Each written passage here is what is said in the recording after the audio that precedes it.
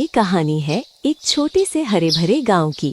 गांव में राजकुमार नाम का एक आदमी रहता था जो बहुत ही अच्छा चिकन मसाला बनाता था। गांव के सभी लोग उसे जानते थे। तभी वहां दो लोग आ पहुंचते हैं। अरे राजकुमार भाई, जल्दी जल्दी 2 प्लेट चिकन मसाला लगा दो यार, बहुत तेज भूख लगी है और तुम्हारे हाथ का चिकन मसाला ना खाऊं तो दिन अधूरा सा लगता है।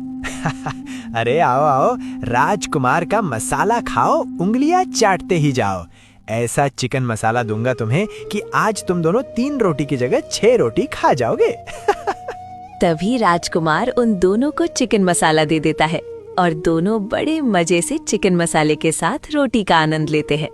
तभी कुछ देर बाद वहाँ एक गरीब बूढ़ा आदमी आता है और राजकुमार से कहता है, बेटा, मुझे खाने के लिए थोड़ा सा चिकन मसाला दे दो। मैं बहुत ही गरीब हूँ, मेरे पास पैसे भी नहीं हैं। अरे काका, आप भी कैसी बात कर रहे हैं? मैं आपसे पैसे कैसे ले सकता हूँ? मैं अभी आपको चिकन मसाला दे देता हूँ। राजकुमार बूढ़े काका को चिकन मसाला दे देता है और बूढ़े काका बड़े मजे से चिकन मसाला खाने लगते हैं। राजकुमार दिल से बहुत ही अच्छा था। देखते ही देखते उसके ठेले पर भीड़ बढ़ती चली गई और शाम होते होते राजकुमार का सारा चिकन मसाला खत्म हो गया। चिकन मसाला खत्म होने के बाद राजकुमार घर जाने लगता है। आ गए तुम? आज की कमाई कैसी हुई? धंधा तो अच्छे से हुआ ना? हाँ, धंधा तो रोज की तरह ही चल रहा है। न ज्यादा मुनाफा होता है न घाटा होता है। हाँ, आज भी किसी को मुफ्त में चिकन खिलाकर आए होगे, तभी तो धंधा ज्यादा नहीं बढ़ता। हाँ, पर गरीबों से मैं पैसे कैसे ले सकता हूँ? ये तो पुण्य का काम है। हर जगह सिर्फ पैसों के बारे में तो नहीं सोच सकते ना। हाँ, तुम क्यों पैसों के बारे में सोचोगे? भले ही मैं भूखी ही रह जाऊं। चलो छोड़ो ये सब, अब चलो खाना खाते हैं। तभी दोनों खाना खाने बैठ जाते हैं और खाना खाते हैं। अगले दिन सुबह होते ही राजकुमार अपना चिकन मसाला बनाना शुरू कर देता है और फिर से गांव में जाकर अपना ठेला लगा देता है। अरे आओ आओ, राजकुमार का चिकन मसाला खाओ, उंगलियां चाटते ही जाओ। बताओ राम भैया, कैसे आना हुआ? अरे राजकुमार भाई, तुम्हारा चिकन इतना लजीज कैसे बन जाता है यार। मेरी बीवी तो इतना अच्छा चिकन नहीं बना पाती। ऐसा क्या इस्तेमाल करते हो? अरे भाई, ये तो बस इसलिए है क्योंकि मुझे बचपन से ही खाना बनाने का शौक है। मैं अपनी माँ को बनाते हुए देखता था और साथ ही उनकी मदद भी करता था। इसलिए मुझे मसालों की थोड़ी समझ है कि कितना और कैसा मसाला डालना है ताकि चिकन मसाला सही बने। अच्छा, तो फिर तुम कोई बड़ा होटल क्यों नहीं खोल लेते? कब तक इस छोटे से ठेले पर बेचोगे? क्या बताऊं, अभी मेरा धंधा इतना अच्छा नहीं चलता कि मैं एक होटल खोल सकूं।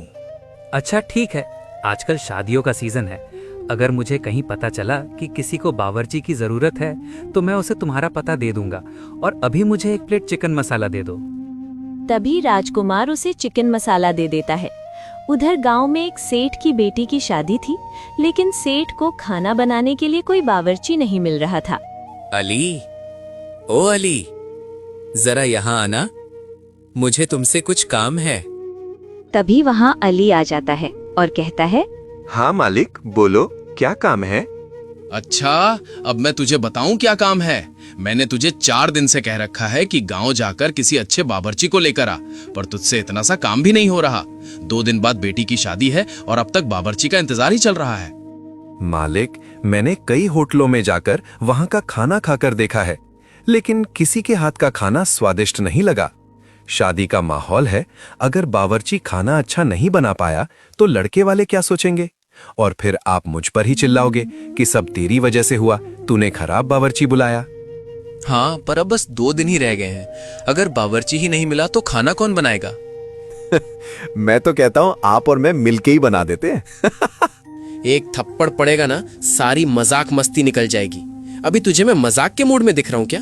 तू एक काम कर, गांव में जा और लोगों से बात कर कि उनकी पहचान में कोई अच्छा बावर्ची है क्या।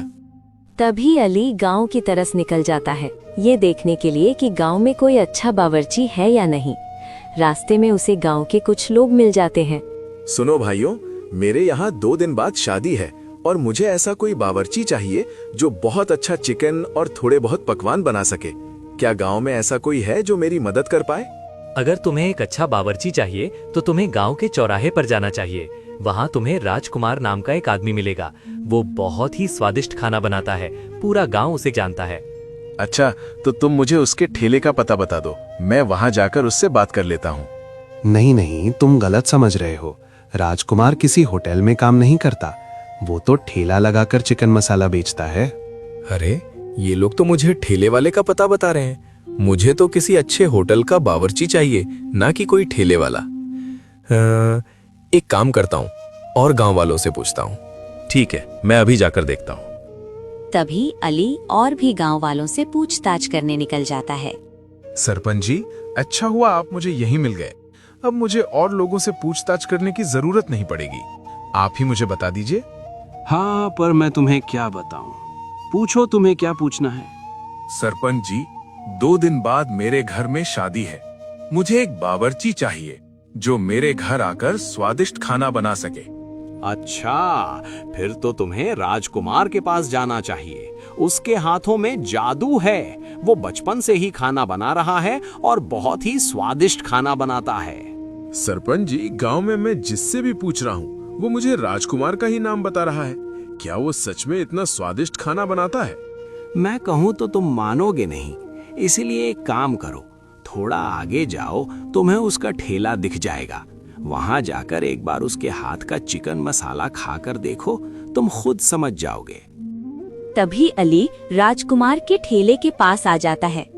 अरे आओ भैया आओ, राजकुमार का चिकन मसाला खाओ, उंगलियां चाटते ही जाओ। बताओ भैया, कितनी प्लेट लगाऊं? क्या तुम ही राजकुमार हो? गांव वालों से तुम्हारे बारे में बहुत तारीफें सुनी है कि तुम्हारा चिकन मसाला बहुत ही स्वादिष्ट होता है। एक काम करो, मुझे एक प्लेट लगा दो, मैं भी तुम्हारे हाथों का जादू देखूं। तभी राजकुमार उसे एक प्लेट चिकन मसाला देता है। अली उसे खूब मजे से खाता है और खाने के बाद राजकुमार से कहता है, राजकुमार भाई, तुमने तो कमाल का चिकन खिला दिया यार। ऐसा स्वाद वाला चिकन मसाला तो मैंने आज तक नहीं खाया। एक काम करो, मुझे एक प्लेट चिकन मसाला पार्सल दे दो। अगर तुम्हारा चिकन मसाला मेरे मालिक को पसंद आ गया तो समझो तुम्हारी तो लॉटरी ही लग गई। हाँ भाई, अभी देता हूँ। और हाँ, अपने मालिक से ये भी कहना, राजकुमार का चिकन है, चिकन खाओ, उंगलियां चाटते जाओ। तभी अली चिकन मसाला लेकर अपने घर जाने लगता है और घर पहुंचते ही अपने मालिक से कहता है, मालिक, बहुत ढूंढने के बाद जाकर मुझे एक बावर्ची मिला है। वो इतना कमाल का स्वादिष्ट खाना बनाता है कि उसके हाथ का खाना खाकर तो पूरी बारात झूम उठेगी। अच्छा, तुम्हारी बातों से तो लग रहा है कि वो किसी बड़े होटल का बावर्ची है। नहीं मालिक, वो किसी होटल का नहीं है, बल्कि वो तो एक छोटा सा ठेला लगाता है। ये क्या कह रहे हो तुम? मैंने तुम्हें एक अच्छे बावर्ची को बुलाने भेजा था और तुम यहाँ एक ठेले वाले को लाने की सोच रहे हो। अरे मालिक, आप ऐसे नहीं समझोगे। मैं उसके यहाँ से चिकन मसाला और रोटी लाया हूँ। आप एक बार खाकर देखो, फिर आप खुद ही समझ जाओगे। तभी वो चिकन मसाला खाने लगता है और बड़े मजे से खाता है। खाने के बाद वो कहता है, अली, ये तो बहुत ही स्वादिष्ट चिकन मसाला है। ऐसा तो मैंने कभी किसी होटल में भी नहीं खाया। देखा मालिक, कहा था ना, मैं बहुत ही बढ़िया बावर्ची ढूंढ कर लाया हूँ। हाँ, अब एक काम करो, तुम अभी के अभी वहाँ जाओ और उसे यहाँ लेकर आओ। तभी अली राजकुमार को बुलाने के लिए निकल जाता है और जाते जाते रास्ते में उसे बिहारी सेठ मिल जाता है। अरे अली, तुम यहाँ? मैं तो तुम्हारे ही घर आ रहा था। कल तुम मेरे यहाँ आए थे ना कि तुम्हें शादी के लिए एक बावर्ची चाहिए। तुम्हें तो पता ही है, मेरा नाम है बिहारी, मेरी बिरयानी पड़ती है सब पे भारी। हाँ बिहारी सेठ, लेकिन अभी मुझे कोई और मिल गया है, इसलिए मैं उसे बुलाने जा रहा हूँ। अब मैं चलता हूँ, वरना मालिक मुझे छोड़ेंगे नहीं। तभी अली वहाँ से चला जाता है और बिहारी सोच में पड़ जाता है। ये कौन है जिसकी वजह से मेरा इतना बड़ा कॉन्ट्रैक्ट चला गया? मैं इसका धंधा ही बंद करवा दूंगा अपनी बिरयानी से। अब तो देखना बेटा, कैसे एक बिहारी पड़ता है भारी। राजकुमार भाई, मालिक ने तुम्हें बुलाया है, चलो मेरे साथ। आज तो तुम्हें बहुत बड़ा कॉन्ट्रैक्ट मिलने वाला है। तभी राजकुमार अली के साथ उसके घर पहुंच जाता है। अच्छा, तो तुम ही राजकुमार हो। मैंने तुम्हारा चिकन खाया है, बहुत ही स्वादिष्ट खाना बनाते हो। इसलिए 2 दिन बाद मेरे घर में मेरी बेटी की शादी है, उसमें तुम ही खाना बनाओगे। वैसे तुम्हें और क्या क्या बनाना आता है? मैं तो बचपन से ही तरह तरह के पकवान बनाता आ रहा हूँ। इनमें सबसे स्वादिष्ट मुझे चिकन मसाला बनाना आता है। बाकी आप जो कहेंगे मैं बना दूंगा। ठीक है, फिर तुम अपना चिकन मसाला बनाना, साथ में कुछ चाइनीज आइटम और थोड़े गुलाब जामुन भी बना देना। ठीक है सेठ, मैं कल सुबह 5 बजे आकर सारा सामान बना दूंगा। तभी राजकुमार घर जाता है और अपनी बीवी को सारी बात बताने लगता है। सुनो, मुझे कल सुबह 5 बजे एक सेठ के घर जाना है। पकवान बनाने का बड़ा कॉन्ट्रैक्ट मिला है और पैसे भी अच्छे खासे मिलेंगे। सबसे पहले पैसे आते ही हम तुम्हारे लिए शॉपिंग करने चलेंगे। अच्छा ठीक है, चलो अब खाना खा लेते हैं, फिर सारी तैयारी कर लेंगे ताकि कल सुबह तुम जल्दी से सब बना सको। अगले दिन सुबह होते ही राजकुमार सारा सामान बनाकर तैयार कर देता है। तभी वहाँ सेठ आ जाते हैं। वाह राजकुमार, तुमने तो सारे पकवान बनाकर तैयार कर दिए हैं, साथ ही इनमें से बहुत ही मस्त खुशबू भी आ रही है। हाँ सेठ, मैं यहाँ सुबह 5 बजे ही आ गया था और तभी से सब बना रहा हूँ। अब आपको अपनी बारात की चिंता नहीं करनी पड़ेगी। तभी बारात आती है और सभी लोग बड़े मजे से खाना खाते हैं। खाने को लेकर सेठ को खूब तारीफ मिलती है। ये सब देखकर सेठ खुश होकर राजकुमार से मिलने जाता है। राजकुमार, आज तो तुम्हारी वजह से पूरी बारात में बस मेरा ही नाम चल रहा है। सब यही कह रहे हैं कि आज से पहले किसी भी बारात में इतना स्वादिष्ट चिकन मसाला नहीं खाया। अरे सेठ, ऐसी कोई बात नहीं है। अच्छा सेठ, अब मैं चलता हूँ। 2 दिन हो गए हैं, मैंने अपनी दुकान भी नहीं लगाई है। अच्छा ठीक है, जाओ तुम, और जाते जाते खाना खाकर ही जाना। और हाँ, मैंने 15,000 तुम्हारे अकाउंट में डाल दिए हैं। सेठ, आपने 15,000 क्यों डाल दिए? मैं तो खाना बनाने के सिर्फ 5,000 ही लेता हूँ। अरे राजकुमार, तुम्हारी वजह से आज मेरी इज्जत बच गई और साथ ही पूरी बारात में मेरा नाम हो गया, इसलिए इसे मेरी तरफ से इनाम समझो। तभी राजकुमार पैसे मिलने के बाद घर चला जाता है। आज तो मुझे बहुत ज्यादा पैसे मिले हैं और मैंने कहा था ना, पैसे मिलेंगे तो हम शॉपिंग पर जाएंगे। चलो अब। पर तुम्हारी दुकान का क्या? वो भी तो 2 दिन से बंद है ना? अरे मैंने कहा ना, सेठ ने आज खुश होकर मुझे बहुत ज्यादा पैसे दे दिए हैं, इसलिए दुकान की चिंता तुम मत करो। वैसे भी ऐसे दिन बार बार नहीं आते।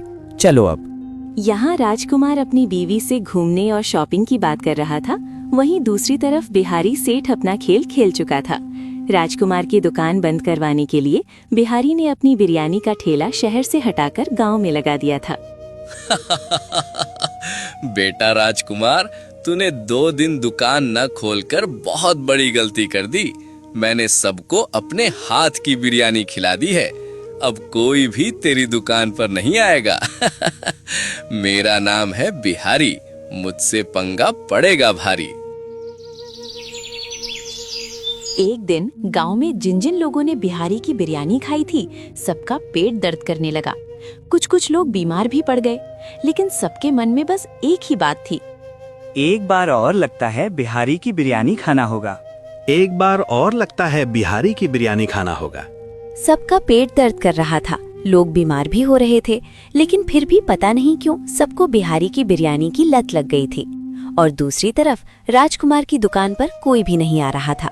राजकुमार सुबह से शाम तक इंतजार करता रहा, लेकिन कोई उसकी दुकान पर नहीं आया। ये क्या हो रहा है? कुछ तो गड़बड़ है।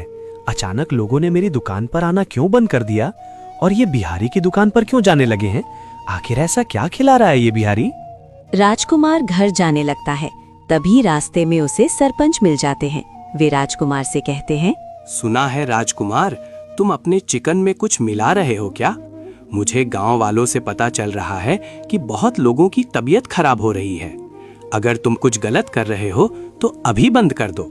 सरपंच जी, आप ये क्या कह रहे हैं? आप तो जानते हैं कि मैं कई सालों से यहाँ खाना बना रहा हूँ। आज तक मेरे खाने से कोई बीमार नहीं पड़ा, तो आज आप मुझे ऐसा कैसे कह सकते हैं?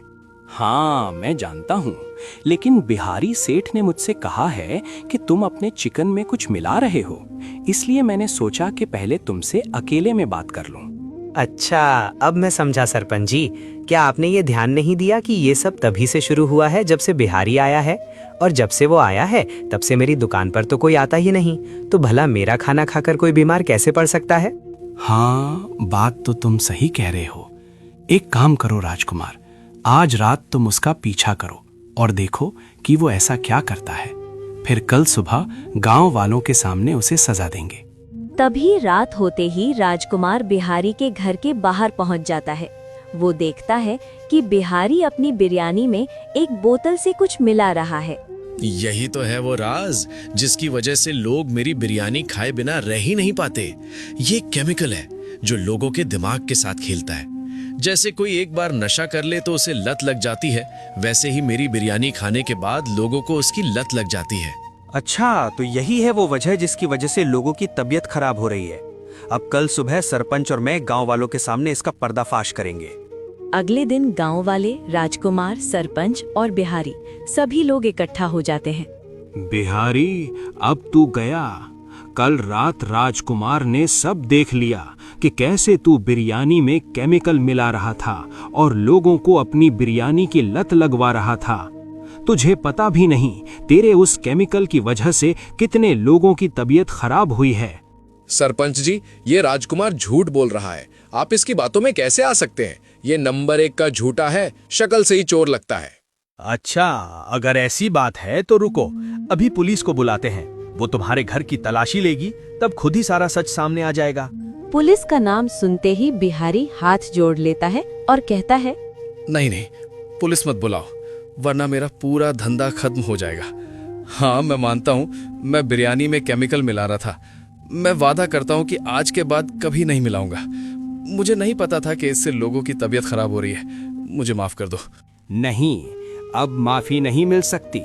अब तेरी सजा ये है कि आज के बाद तेरी कोई भी दुकान इस गांव में दिखाई नहीं देनी चाहिए और ना ही तू यहाँ दिखाई देना चाहिए।